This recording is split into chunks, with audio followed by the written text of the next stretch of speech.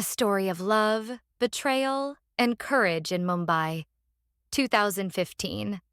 My name is Bela Verma, and I live in a small but lively part of Mumbai. To the world, I am an ordinary girl from a middle-class family, full of simple dreams.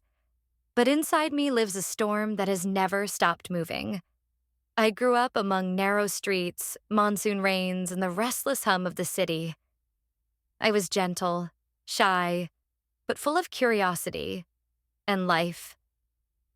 Then came the year 2015, the year that changed everything. I was in my final year of college when I met my closest friend again, Arjun. We had known each other since childhood, shared laughter, secrets, and dreams. He came from wealth, cars, charm, and confidence, everything I thought love looked like. But behind his bright smile, there was a darkness I never saw. He would sit beside me at the seashore and say, "Bella, one day you'll write your own story." I would laugh softly and reply, "Only if you'll be part of it." I thought love meant safety, trust, and kindness. But what happened next turned that love into a wound I still carry. That night ended not just my innocence, it ended my peace. Next morning, I looked in the mirror and saw a stranger. My body felt alive, but my soul had gone quiet. Arjun's smile had become a mask, and my faith in people shattered. Days passed, and the truth grew uglier. I found out Arjun's friends were part of the betrayal, too. They turned my pain into a cruel joke. And worse, they recorded it. Their message was short but terrifying. "If you speak, we'll show everyone." Those words chained my voice, locked my breath, and froze my courage. So I chose silence, thinking it would protect me. At home, my mother would ask softly, "Bella, why are you so quiet these days?" I would smile weakly and say, "It's just college stress, Ma." But inside me, fear had built a cage. Nights became heavy. Sleep would not come. My heart raced like it was running from something I couldn't name. Even in college, I felt like I was walking through stares and whispers. The boys laughed behind my back, made signs, and smirked. Every look felt like another wound. So I stopped going out and locked myself in my room. My silence filled the walls until it became unbearable. I stopped looking in mirrors because I couldn't face myself. Then one day, my closest friend Anya came over. "Bella," she said, "you're not the same. Tell me what happened." I tried to hold back my tears, but they broke free. I told her everything. The love, the betrayal, the fear.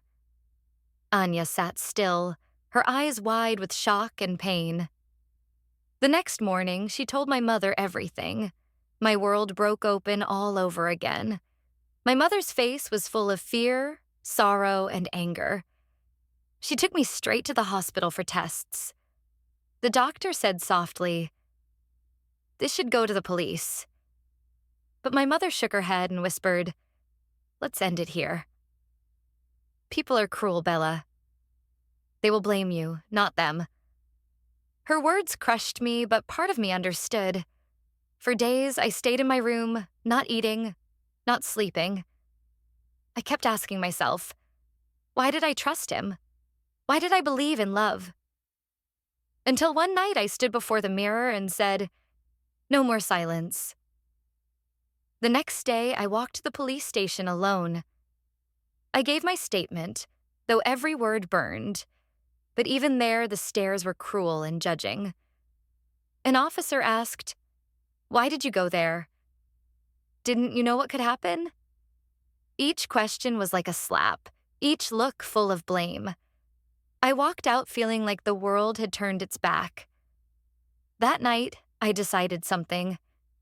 If no one will listen, I will speak myself. I turned on my phone, set up the camera, and hit record. "My name is Bella," I said. "I am not guilty. I want justice." My voice trembled, but it was real. That video spread like fire across social media. Some supported me, others mocked me, but I didn't stop. The media picked up my story.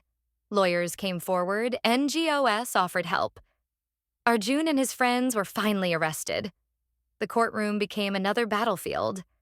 Their lawyer said, "She's lying. She wanted this.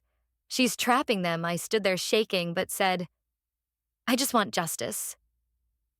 The case dragged on for 2 long years. Evidence went missing. Hearings got delayed, but I stayed strong. I turned my pain into power, my tears into resolve. People started calling me the voice of India's daughters. Some called me brave, some called me foolish. But I learned one thing. Truth doesn't need approval. Finally, the verdict day came. The judge said, "A girl's silence is not her consent." The words echoed through the courtroom. I had won. Tears rolled down my face, this time of peace, not fear. My mother held me and whispered, "You did what we couldn't." I cried in her arms, not from pain, but release. Time began to heal me slowly. I finished my studies and started a women's support group, a place where silence could finally break into courage.